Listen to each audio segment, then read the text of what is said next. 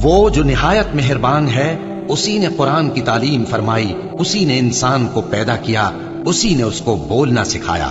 سورج اور چاند ایک حساب مقرر سے چل رہے ہیں، اور بوٹیاں اور درخت سجدہ کر رہے ہیں، اور اسی نے آسمان کو بلند کیا اور میزان عدل قائم کر دی کہ اس میزان میں حد سے تجاوز نہ کرو، اور انصاف کے ساتھ ٹھیک تولو اور تول کم مت کرو۔ اور اسی نے خلقت کے لیے زمین بچھائی، اس میں میوے اور کھجور کے درخت ہیں جن کے خوشوں پر غلاف ہوتے ہیں، اور اناج جس کے ساتھ بھس ہوتا ہے، اور خوشبودار پھول۔ تو اے گروہ جن و انس، تم اپنے پروردگار کی کون کون سی نعمت کو جھٹلاؤ گے؟ اسی نے انسان کو ٹھیکرے کی طرح کھنکھناتی مٹی سے بنایا اور جنات کو آگ کے شعلے سے پیدا کیا، تو تم اپنے پروردگار کی کون کون سی نعمت؟ وہی دونوں مشرقوں اور دونوں مغربوں کا مالک ہے، تو تم اپنے پروردگار کی کون کون سی نعمت کو جھٹلاؤ گے؟ اسی نے دو دریا رواں کیے جو آپس میں ملتے ہیں، مگر دونوں میں ایک آڑ ہے کہ اس سے تجاوز نہیں کر سکتے، تو تم اپنے پروردگار کی کون کون سی نعمت کو جھٹلاؤ گے؟ ان دونوں دریاؤں سے موتی اور مونگے نکلتے ہیں، تو تم اپنے پروردگار کی کون کون سی نعمت کو جھٹلاؤ گے؟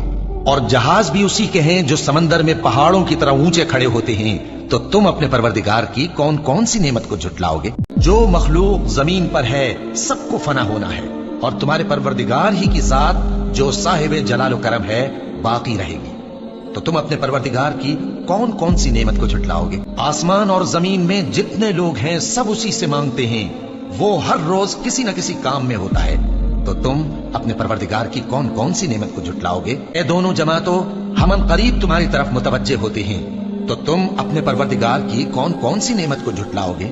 اے گروہ جن و انس، اگر تمہیں قدرت ہو کہ آسمان اور زمین کے کناروں سے نکل جاؤ تو نکل جاؤ، اور زور کے سوا تو تم نکل سکنے ہی کہ نہیں، تو تم اپنے پروردگار کی کون کون سی نعمت کو جھٹلاؤ گے؟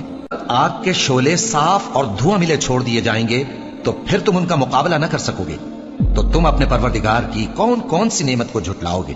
پھر جب آسمان پھٹ کر تیل کی تلچھٹ کی طرح گلابی ہو جائے گا تو وہ کیسا ہولناک دن ہوگا، تو تم اپنے پروردگار کی کون کون سی نعمت کو جھٹلاؤ گے؟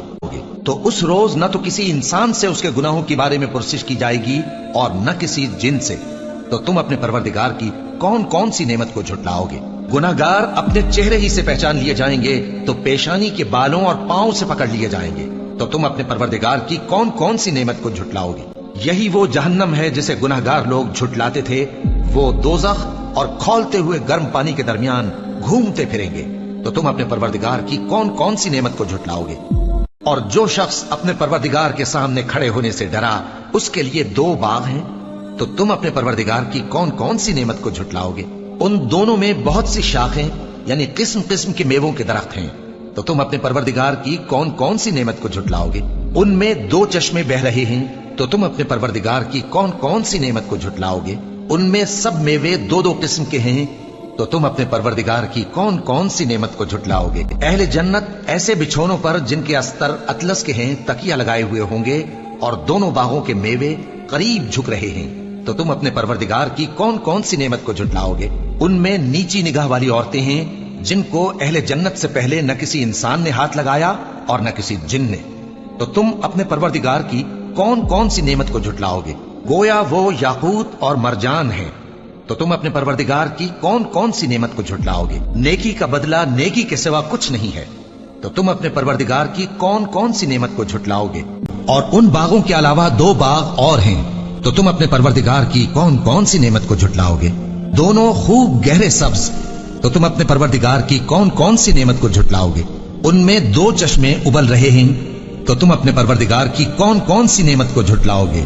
ان میں میوے اور کھجوریں اور انار ہیں، تو تم اپنے پروردگار کی کون کون سی نعمت کو جھٹلاؤ گے؟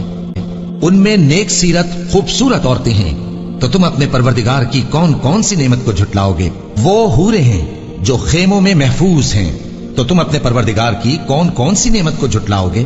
ان کو اہل جنت سے پہلے نہ کسی انسان نے ہاتھ لگایا اور نہ کسی جن نے، تو تم اپنے پروردگار کی کون کون سی نعمت کو جھٹلاؤ گے؟ سبز قالینوں اور نفیس مسندوں پر تکیے لگائے بیٹھے ہوں گے، تو تم اپنے پروردگار کی کون کون سی نعمت کو جھٹلاؤ گے؟ اے نبی صلی اللہ علیہ وآلہ وسلم، تمہارا پروردگار جو صاحب جلال و کرم ہے، اس کا نام بڑا بابرکت ہے۔